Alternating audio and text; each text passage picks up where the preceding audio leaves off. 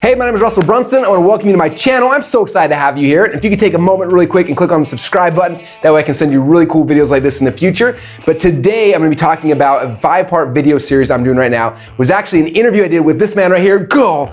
His head got really big. Tai Lopez, and I was actually in California. This is a couple months ago. I was out in California, and I actually messaged Tai, and he said, "Hey, come on over to the Tai mansion, hang out, and we'll do an interview." So I got there super late at night. It was like 11:30 at night. I'm like, well, there's no way we're doing this interview. And sure enough, we showed up. He fed me, and then about 1 o'clock in the morning, if you've ever been to Tai's house or seen it, he broke out like 400 cameras. He had cell phones galore for Snapchat, Instagram, Facebook, YouTube, networks I'd never even heard of, and we did this interview and it turned out really, really cool, and I wanted to share it with you. So the very first part of this interview, Tai's asking about how we built ClickFunnels from $0 to $100 million, and the first thing we talked about is how you actually build a movement. I talked about the movement that ClickFunnels has built. We talked about some of our success stories like Lady Boss and the movement they've created and a whole bunch of other stuff. So with that said, let's jump into part 1 of this interview series with me and Tai Lopez. Russell, take me back. 3 years ago, you decided to launch this company called ClickFunnels, which are you now number 1 competitor with Shopify? I think so. I don't know anyone else has come close, so pretty sure. And you did this, you have 5 kids, you live in Idaho, for all of you who live in smaller markets and you don't think you can make any money. So what was the feeling to go from 0 and 3 years later be doing $100 million a year? That was never the goal. I mean, the goal is to try to do whatever, but it's funny because about 4 years ago when we had the idea and we're like, okay, can we do this? Like a lot of people tried it before. I had tried it before. Yeah. Luckily, I had a co-founder named Todd Dickerson who was technically able to build it, and he spent about a year building it, and then it came back and it was just amazing. And so I'm like, all right, let's sell this. And so that's my job, to be the guy selling it, talking about it, and trying to build the excitement behind it. And it's crazy because it took off, and at first it was kind of slow. It took a while to figure out how to sell and how to get people excited about it. And then when it started working, and then started getting success stories, people having success with it and more, and started growing and growing, and yeah, the last 3 years has been nuts. So let's go through this marketing, because a lot of people who are listening in are people who have an idea and they want to grow it. One of your secrets is not just selling a product, but creating a movement. Yeah. Tell me about that. That's really your I asked you, the number one thing you think is responsible for growth, and those of you listening should emulate. You've written this book called Expert Secrets. You got Robert Kiyosaki on the front cover recommending it, and the underground playbook to find your message, build a tribe, and change the world. So why do people need to build a tribe? How do you do it? The market we're going into, there's a lot of competitors, right? Mm-hmm. And all of them are they're brands, but they're kind of nameless, faceless. They're just brands trying to do this thing, right? And I remember about that time I went to a network marketing thing because I had some friends in it. I was like, I want to see how these guys do their stuff. I show up in this room, and there's 4,000 or 5,000 people in this room, and everyone's getting on stage and they're crying. And I was so confused. I'm like, this is a software company. Why are these people crying? And person after person for 2 or 3 days, and I'm so confused. And finally I look over to one of my buddies sitting there, and I'm like, and he said to me, you know what they're doing here? And I was like, I had no idea, but everyone's crying. I'm confused. He said they didn't build a software company. He's like, they created a movement. That's why people are here. That's why they're coming. And this is time. So you're saying they built the movement before they even branded this concept? Yeah, well, as they were doing it, and so we were launching ClickFunnels, and I was like, if we're just a software company like everybody else, then we're a commodity, right? And if you're a commodity, then it's everyone's fighting for the lowest price, and eventually you price yourself out, and then it's just that's how a lot of businesses happen. And I was like, we need to build something bigger where people are part of this movement, and they're part of our tribe, and they feel they belong to this thing. And so about that time we were launching ClickFunnels, and again, at first it didn't take off like I thought it was. And I remember about 2 or 3 months into it, I did a presentation about a concept we call funnel hacking, which is go you find somebody else has a funnel, you look at it, and then you model it inside of ClickFunnels. And our people started calling themselves funnel hackers, and I was like, okay, this is a thing we can. So I was like, hey, we're funnel hackers. We started making t-shirts, and everyone that signed up for our software, we make them watch a 10-minute video showing them how to use ClickFunnels. We mail them a t-shirt that said funnel hacker. Almost every week since we launched ClickFunnels, there's been the next ClickFunnels killer that's coming out, and everyone, right. I get all the emails from everyone forward, and the competitor's coming out.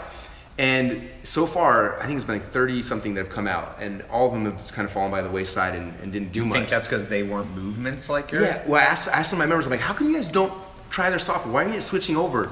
And they said, because we're part, this is not your company, Russell. This is us. We're funnel hackers. ClickFunnels is our tool. This is who we are. And they said, one guy I remember told me, he's like, I look at it long enough, I look at the ad in my Facebook feed just long enough to laugh, and then I scroll on because I know that I'm a funnel hacker and I'm part of this movement. And they don't even, and so it's like, everyone's coming trying to beat us on pricing and things like that. And it's like, no, we built a community, we built a tribe of people who have a belief they're going somewhere, there's a vision of what they're all trying to do, and that has been so huge in propelling us to this growth. They also share, I mean, we get organically about 1,000 people a day that are signed for ClickFunnels, and that's not coming from our paid ads. These are paid customers, by the way. 55,000 paid customers. And not the free ones like most software. Your free email list is probably, how big do you share? Over 1 million. Over 1 million. Yeah, and we've probably had about 500,000 or so that have actually created an account. But yeah, 55,000 that are actively paying you, and it costs between what? Between $100 and $300 a month. 100 and 300, and then you got some upgrades people can do. Yeah. So, it's interesting you're talking about this because I was just reading this. It's like I like to read textbooks, even though I didn't go to college. This is how I do my version of college. So I was reading this book on. It's just a Dr. David Buss's psychology book. He's actually coming here tomorrow. It's one of the most interesting guys in the world. And he's talking about the rise of gang membership around the world. And he said it completely tracked the breakdown of the old family unit tribe, right? Gangs started to get big, let's say. I mean, there's always been some form of gang, but people want to belong to something. Mm-hmm. And so now if you could build a business, you see that with like Lady Gaga. She called her fans like wasn't it little monsters or something like that? And Justin Bieber, what do they call? Beliebers. So one of our top success stories I talk about in the book a lot, it's a fitness she's in the weight loss space, and her last name was, or her maiden name was Tool. So she always was Tool Time Trainer, and it was tough because people didn't self-identify with that. Right. And so she heard this the first time. She was at an event we did, and on the flight home, she's like, I need to change this to something that that my people will associate with. And it was tougher because her business at that point had been her name. And she's like, but that's not big enough for everybody else. And so on the flight home, she was thinking about ideas, and all of a sudden she had this idea. She's like, I'm gonna rebrand it as Lady Boss Weight Loss, and my women are gonna be lady bosses.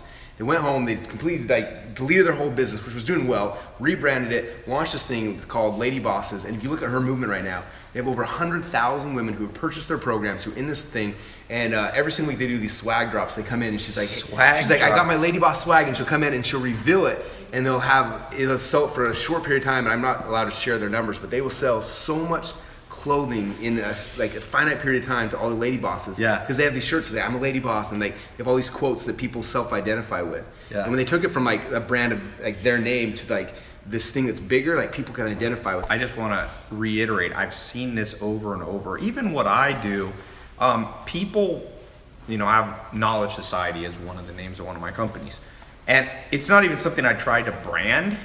And I see my employees latching onto that, because you can't latch onto being Tai Lopez. That's just one person. But being attached to Knowledge Society is this higher purpose. And if you look at Maslow's hierarchy of needs, there's 5 levels of needs. Physiological is at the base foundation. And you have number 2, you have safety. And then number 3, you have love. And number 4, you have status and respect. But number 5 is self-actualization, or actualization to a higher purpose. And that's where people find God, and they find, they find Mahatma Gandhi and his movement to kind of gain independence for his country. Martin Luther King Jr., Abraham Lincoln.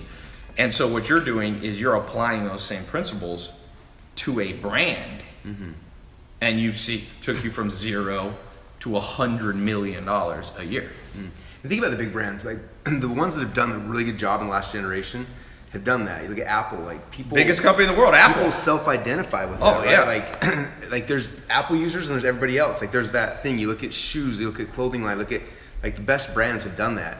For some reason, most businesses we don't think about that. It's oh well, I sell this, or I'm a financial planner, I'm in real estate or whatever. But it's those who start looking at the pattern. I'm a big pattern guy. You see a pattern, it's okay. Now I know the pattern, how can I amplify that? So we realize this is the pattern. And the book goes through how to create those movements. But you understand the pattern, and it's okay, how can I do this in my business? And when I became aware of it, then it's okay, now I know what it is. I can amplify this, and I know these are the pieces of how to make this movement happen, and what are all the elements of a good movement, and how to be the leader of that movement, and what are the things, when you understand it, you can amplify it. And most people never know. They're just, I sell this thing. This is my business. Tell us a little more, what did you build? Was it just this hack funnel kind of idea, or funnel hacks, or what do people identify with? I think the majority of our members, they're small entrepreneurs. They're people who they're still involved in like their business, like the marketing of the business, and they're passionate about their idea. I was our customers like 5 or 6 years ago. Like I had ideas, I had things I wanted to get out, but I don't know how to do that. I'm not a website designer or developer or anything.